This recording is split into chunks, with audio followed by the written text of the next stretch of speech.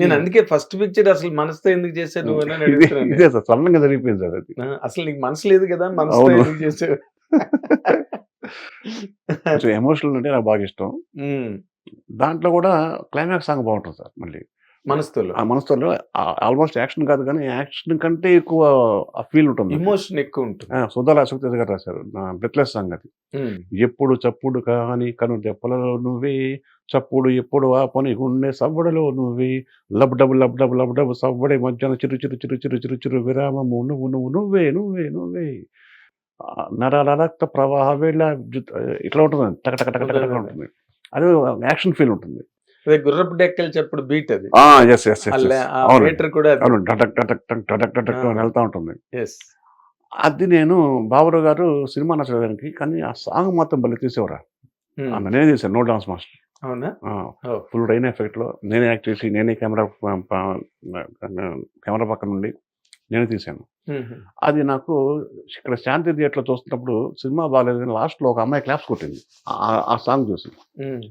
సరే పోన్లే, ఒక మంచి పని చేసాం, ఒక చిన్న సాటిస్ఫాక్షన్. ఇంకా ఆ తర్వాత ఎగ్రోమ్కి ఇట్లా కాదని చెప్పి ఇంకా లవ్ స్టోరీ జోలికి వెళ్ళకుండా ఒక ఎమోషన్. మళ్ళీ ఆ తర్వాత ఎప్పుడు నువ్వు లవ్ స్టోరీస్ పిల్ల నీవు లేని జీవితం వరకు, ఆ పిల్లల జీవితం లవ్ స్టోరీ అయినా కూడా దాని ఎమోషన్ దానికి ఉంటుంది. నన్ను అసలు నువ్వు తక్కువ వాళ్ళని సినిమాలన్నీ మంచి దిట్టంగా ఉంటాయి సినిమాలు. అంటే ప్రేమలు, చిన్న చిన్న డెలికసీస్ అవి టచ్ చేయలేదు. మన ఒంటికి అది సరిపడమని అర్థమైన తర్వాత మళ్ళీ ఎందుకు కాల్చుకోవటం అని మళ్ళీ మధ్యలో చిన్న తప్పు జరిగింది. ఏంటది? ఏం పిల్లడు చేశాను లవ్ స్టోరీ అది. అవును, అవును. సాంగ్స్ బాగుంటాయి, ఈ తరం ప్రొడక్షన్స్ వాల్యూస్ ఎలా ఉంటుంది మీకు తెలుసు కదా. అవును, అన్ని బాగుంటాయి. నేను హ్యాండిల్ చేయకుండా పోయేది అనిపించింది నాకు.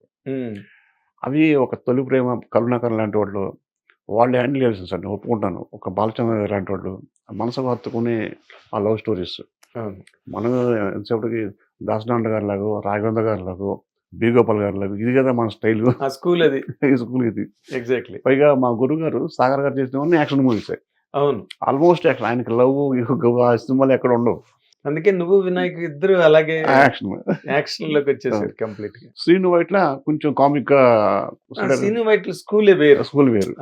తను ఏ సినిమా చేసినా తనలో చిన్న ఫ్యాంటసీ పాయింట్ ఉంటుంది. అవును సార్. రెడీ గాని, డి గాని, ఏ సినిమా మాది మాస్ గా ఉంటుంది, మీది మాస్, కంప్లీట్ గా మాస్. ఇన్ని నువ్వు నీ ప్రయాణంలో అంటే లవ్ స్టోరీలు చేయడం అన్నది పక్కన పెడితే ఎక్కువ ఛాలెంజ్ గా ఫేస్ చేసిన ఫేజ్ గాని, పాయింట్ గాని ఏంటి రవి? ఎక్కువగా ఛాలెంజింగ్ గా ఫేస్ చేసింది బాలకృష్ణ గారు చేసిన వీరభద్రాటి.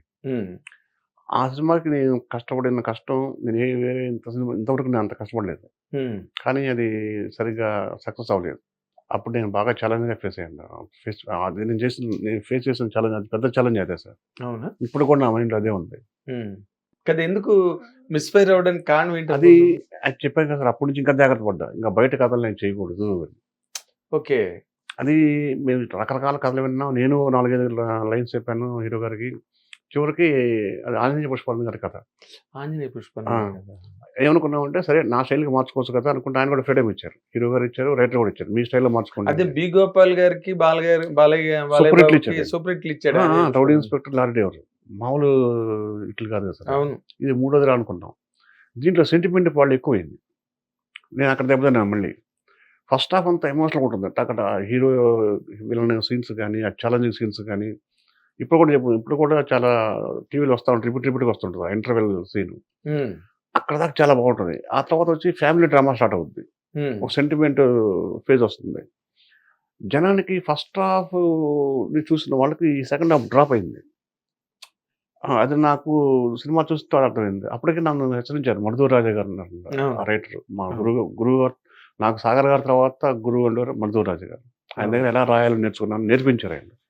ఆయన చెప్పారు ఆ సినిమాకి ఆయన dialogues, Ravi first half second half first half చూడు అన్నారు. నేను వెళ్ళా, నాకేంటి ఫస్ట్ హాఫ్ బాగుంది కదా, ఇంకా సెకండ్ హాఫ్ ఎలా ఉన్న పర్లేదు అనుకున్నాను నేను. కానీ ఆ బ్యాలెన్స్ తప్పింది సార్. ఫస్ట్ హాఫ్ బాగోలేకపోయినా పర్లే, అవును. అదే డైరెక్టర్ లేదో మీరు లాక్లు వేసుకుంటారు. అవును. ఓ చెత్త చూపించిన అవును. ఆ చెత్తకో రీజన్ సెకండ్ హాఫ్ లో పెట్టుకుంటే అవును. అవును. సెకండ్ హాఫ్ బతుకుతుంది ఎప్పుడు అవును. కూడా. ఆ తర్వాత నేర్చుకున్నాను సార్. నేర్చుకొని అక్కడి నుంచి పిల్లల నుంచి చూడండి. ఫస్ట్ హాఫ్ కంటే సెకండ్ హాఫే గ్రాఫ్ ఎక్కువ ఉంటుంది. అలాగే ఇప్పుడు 'తిరగబడ స్వామి'లో కూడా ఉమ్, ఫస్ట్ హాఫ్ నేను చెప్తాను సార్ ఫ్రాంక్‌గా చాలా సాదాసీదాగా స్టార్ట్ అవుతది. మామూలుగా స్టార్ట్ అయ్యి ఇంటర్వెల్ ఇంకా 15 నిమిషాలు ఉంది అనగా గూస్ బంప్స్ వస్తాయి. ఇప్పుడు నేను చెప్పిన సీన్ చూడండి విలన్ ఇంట్రడక్షన్ వెళ్ళింటాడు. అక్కడి నుంచి స్టార్ట్ అవుతుంది సార్. అలాగే సెకండ్ హాఫ్ మళ్ళీ గ్రాఫ్ సరదాగా వెళ్తది. అక్కడి నుంచి కామిక్ జోన్ స్టార్ట్ అవుతుంది. రఘుబాబు ట్రాక్ స్టార్ట్ అవుతుంది. అలా వెళ్తూ ఇంకా 25 మినిట్స్ క్లైమాక్స్ ఉందనంగా థియేటర్‌లో గూస్ బంప్స్ నేను గ్యారంటీ సార్. అవునా? అక్కడే తిరగబడేది హీరో. చాలా కాన్ఫిడెంట్ గా చెప్పారు. చాలా కాన్ఫిడెంట్‌గా